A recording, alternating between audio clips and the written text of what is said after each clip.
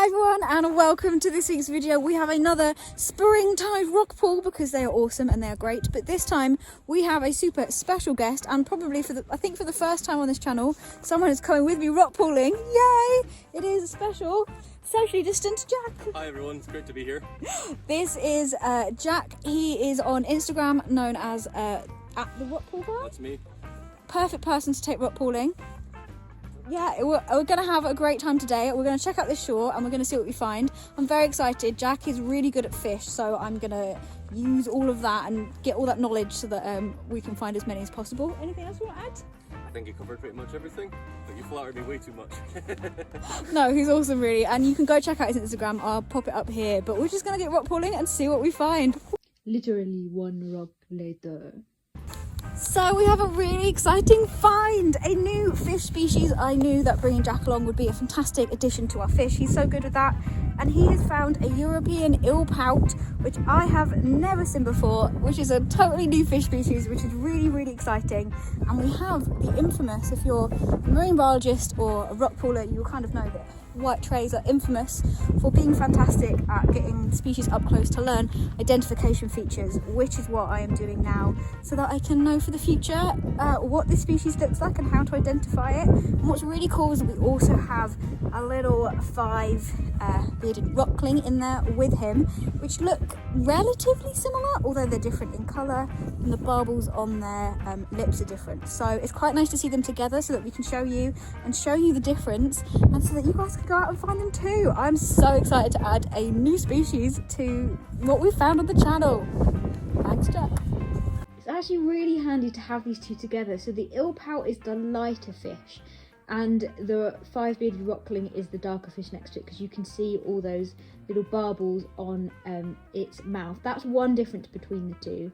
The other difference is that the illpout has big old lips. He is pouting away there, and those giant lips, and it just seems like he has a bigger head compared to the rockling. And if you also look at the fins, his fins on the illpout kind of open up a lot wider, and they're a lot more, I suppose, branched. I don't know how to say that. They seem much bigger compared to the thinner fins on the rockling.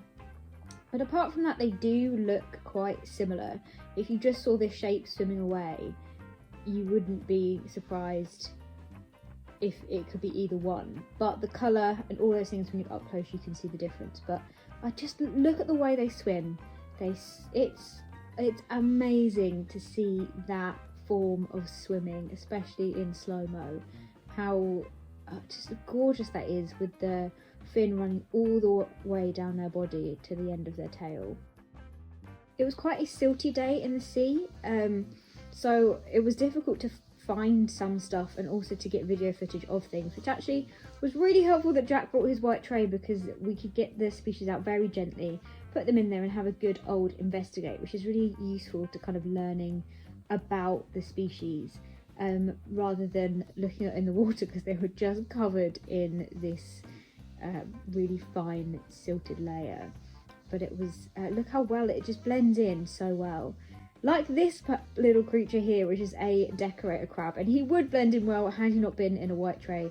You can barely see these in the water. I found this really cute little tiny devil crab. He might have been in a fight and lost a claw.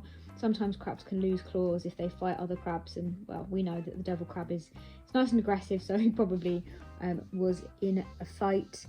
A nice gentle mid-video reminder that you can follow Jack's amazing photographs on his Instagram, which is linked down below. Some lovely dog whelk eggs and a nice little common crab living under a rock looking up at me. Jack the amazing fish finder, we found so many fish. He had a real eye for it, and this is a little butterfish that went to swim off, and I managed to get some footage of a butterfish under the water as well. Butterfishes are a minor nightmare to film usually. They are swim straight off. But what was also really cool was that we saw these gorgeous kind of ragworm type worms that had just such gorgeous colour. And I've been finding that a lot this year, that I've been seeing them out kind of almost like hunting and looking around for food, because they're predators and will be out looking for things. And I think that is really cool. Something still mobile but a lot less mobile and more clumsy was this cute periwinkle that decided to pop and say hello. I'm not quite sure how he's going to right himself the other way around. It might take a while.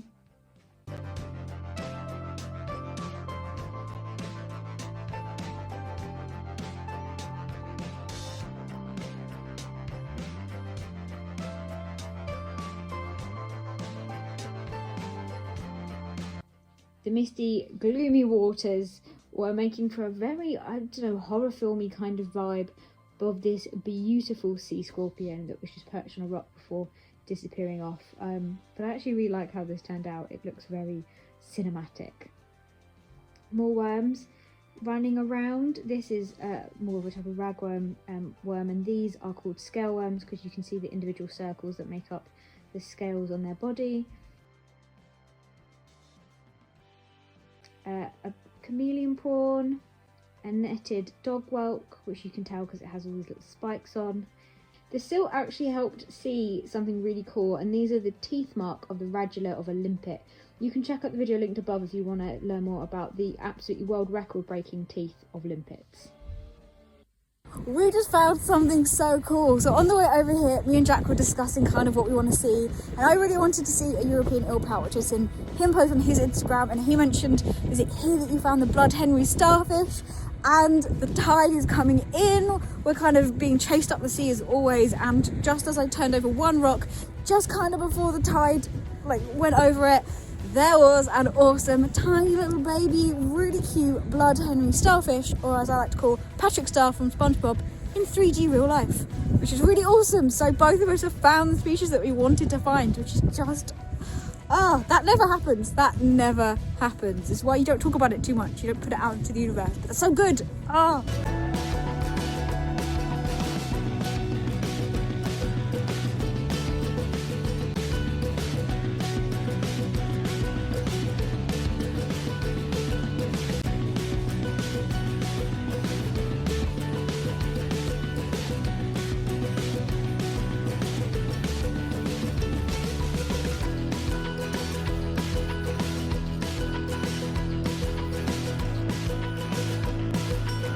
It was such an amazing find, wouldn't you agree, Jack?